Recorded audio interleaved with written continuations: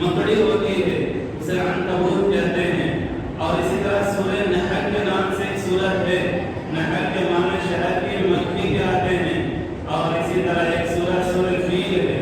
اور فیل کے معنی قرآن اور فیل کے معنی عربی کے اندر ہاتھی کے آتے ہیں. یعنی 5 صورتیں اللہ رب العزت نے قرآن کریم میں صرف جانوروں کے نام سے اتاری ہے.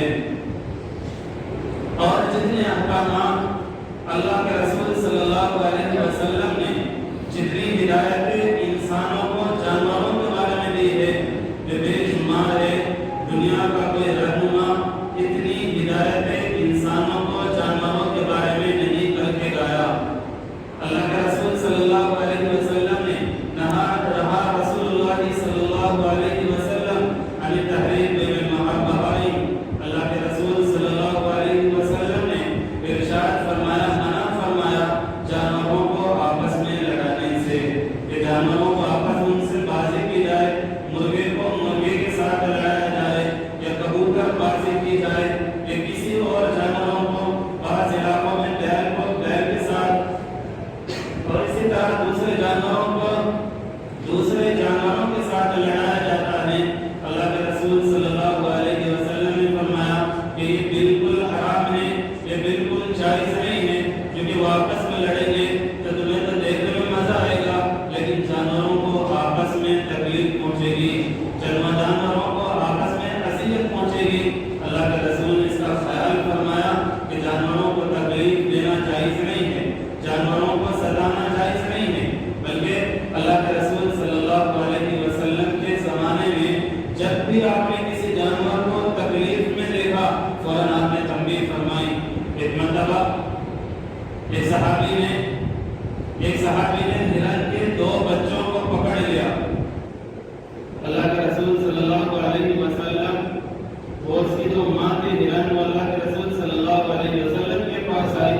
جس طرح حضرت سلیمان علیہ السلام اللہ کے جانوروں کی بولیاں سمجھتے تھے اسی طرح نبی پاک علیہ السلام بھی جانور کیا کر رہے ہیں سمجھتے تھے. اونٹنی نے آ کر اس نے ہرن نے آ کر کے بتلایا کہ میرے 2 بچوں کو ذبح کر, میرے 2 بچوں کو اس نے گرفتار کر لیا ہے اور میں چاہتی ہوں کہ اپنے بلکہ ہرن پر اس شکاری نے صحابی نے ہرن کو پکڑ لیا تھا. تو اللہ کے رسول صلی اللہ علیہ وسلم سے اس ہرن نے شکایت کی اور کہا کہ میرے 2 بچے اور ہیں, میں جا کر کے انہیں دودھ پلا کر کے آتی ہوں, آپ ان سے کہہ دیجیے کہ یہ مجھے چھوڑ دے تھوڑی دیر کے لیے. اللہ کے رسول صلی اللہ علیہ وسلم نے ان سے کہا کہ بھائی یہ ہرن اس طرح کہہ رہی ہے, اس کے 2 بچے ہیں, دودھ پلانا ہے, آپ اس کو تھوڑی دیر کے لیے میری ذمہ داری پر چھوڑ دو. اس صحابی نے اس ہرن کو چھوڑا, دودھ پلا کر کے واپس آئی تو صحابی کہنے لگے کہ اللہ کے رسول اس ہرن کو ماں کو ہبہ کرتا ہوں. اللہ کے رسول نے فرمایا آپ نے مجھے ہبہ کیا تو میں اس کو آزاد کرتا ہوں, تو میں اس کو آزاد کر دیتا ہوں. اسی طرح ایک مرتبہ نبی پاک علیہ السلام کئی باغ میں تشریف لے گئے تو ایک وہاں پر اونٹ بندھا ہوا تھا یا بیل بندھا ہوا تھا اور وہ اس بیل نے اللہ کے رسول صلی اللہ علیہ وسلم کے سامنے سر ہلایا, آنکھوں سے آنسو نکل رہے تھے.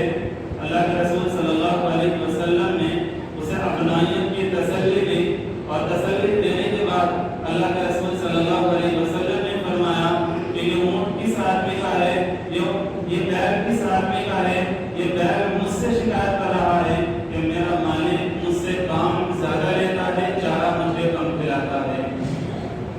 بلکہ اللہ کے رسول نے تو یہاں تک فرمایا کہ اگر کسی آدمی نے ایک چڑیا کو بھی بغیر کسی مقصد کے, ایک مقصد ہے ذبح کر کے کھانا, ایک مقصد ہے ویسے ہی کھیل کود میں کسی جانور کو مار دینا, یہ فرمایا کہ نشانہ بازی کے لیے بھی اگر کسی آدمی نے کسی جانور کو مار ڈالا, کھانا مقصد نہیں تھا, نشانہ مقصد تھا, اس کو ایسے ہی مارنا مقصد تھا, قیامت کے دن وہ جانور بھی اس انسان سے اپنا بدلہ لے گا. اللہ رب العزت کے یہاں وہ جانور بھی اس کی پکڑ کروا دے گا. اس لیے ہمارے علماء تو یہاں تک فرماتے ہیں کہ گرمیوں کے موسم میں اپنے چھتوں پر تھوڑا پانی رکھ دیا کرو, کئی کہیں پانی کا انتظام کر دیا کرو تاکہ تمہارے گھر کے اوپر بھی کچھ جانور آ کر کے پانی وغیرہ پی لیں۔ تو جتنی ہدایتیں مسلمانوں کو، ایمان والوں کو اللہ کے رسول صلی اللہ علیہ وسلم نے جانوروں کے بارے میں دی ہے، کسی بھی مذہبی کتابوں میں اتنی ہدایتیں جانوروں کے بارے میں نہیں ہیں، اتنا رحم کرنے کے بارے میں نہیں ہے۔ حدیث کے اندر آتا ہے کہ اللہ کے رسول صلی اللہ علیہ وسلم نے ارشاد فرمایا کہ ایک انسان نے ایک کتے کو، ایک آدمی نے کتے کو پانی پلایا، اللہ رب العزت نے صرف پانی پلانے کی وجہ سے، جانور پر رحم کرنے کی وجہ سے اللہ نے اس کی مغفرت فرما دی۔ اور ایک دوسری حدیث میں کہ ایک عورت نے بلی کو پالا اور اس کو باندھ کر کے رکھا، نہ اس کو کھانے کو دیا نہ پینے کو دیا، آخر وہ بلی مر گئی۔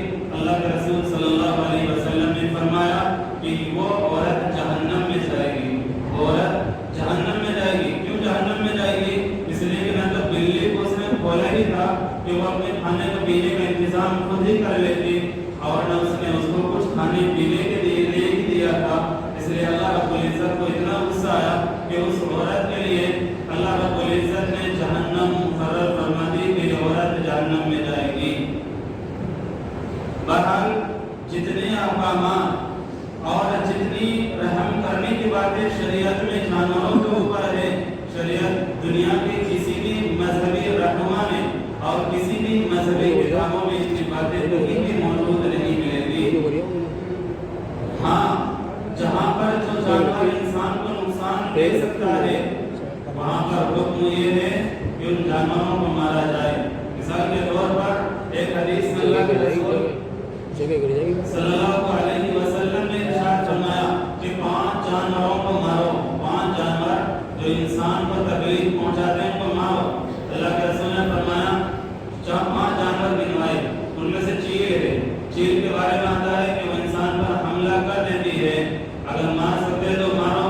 اور اسی طرح کوے کے بارے میں، اور اسی طرح چوہے کے بارے میں، اور اسی طرح بچھو کے بارے میں، اور اسی طرح 5 جانور اللہ کے رسول نے فرمایا کہ کاٹنے والا کتا، جو کتا برٹ گیا ہو، یعنی جو کتا باغلا ہو گیا وہ انسان کو کاٹتا ہو، اللہ کے رسول نے فرمایا ایسے کتے کو مار ڈالو۔ اور اسی طرح اللہ کے رسول صلی اللہ علیہ وسلم نے جو تکلیف دینے والے جانور ہوتے ہیں، تکلیف دینے والے جو جانور ہوتے ہیں، سانپ ہے، بچھو ہے اور دوسرے جانور ہے، اللہ کے رسول یعنی شریعت کا حکم یہ ہے کہ ایسے جانوروں کو بھی مارو۔ نہیں مارو گے تو وہ تمہیں مار ڈالیں گے، نہیں مارو گے تو وہ جانور پھر تمہیں مار ڈالیں گے۔ تو ایسے جانور جو تکلیف پہنچانے والے ہوتے ہیں، ایسے جانور جو موذی ہوتے ہیں، اذیت پہنچانے والے ہوتے ہیں، ایسے جانوروں کو تو اللہ کے رسول صلی اللہ علیہ وسلم نے مارنے کا حکم دیا ہے، باقی دوسرے جانوروں کو مارنے کا حکم نہیں ہے۔ لیکن جن جانوروں کو بھی مارنے کا حکم ہے انہیں تڑپانے کا حکم نہیں ہے، آگ سے جلانے کا حکم نہیں ہے۔ کسی جانور کو پکڑا جائے اور آگ سے جلایا جائے، یہ پانی میں ڈبو ڈبو کر کے اس کو مار دیا جائے، پانی اور آگ والا عذاب نہیں ہے، اس لیے کہ آگ والا عذاب صرف اللہ دیتے ہیں، انسانوں کے لیے جائز نہیں ہے۔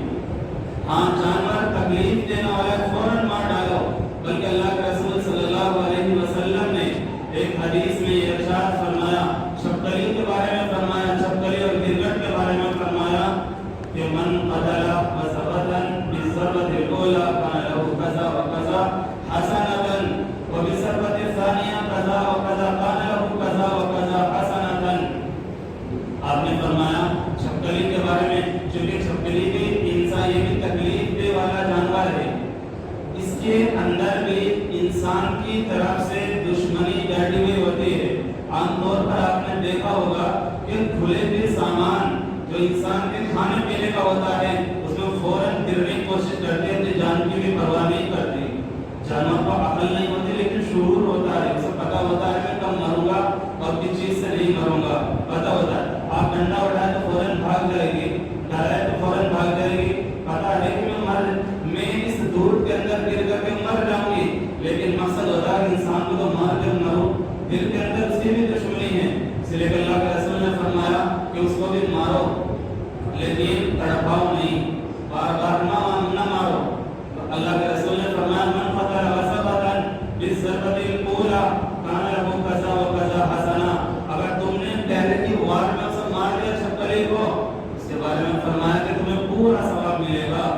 لیکن تم نے ایک سے دوسرا وار کیا کان لہو قضا و قضا حسنا تمہاری نیکیاں بڑھ جائے گی.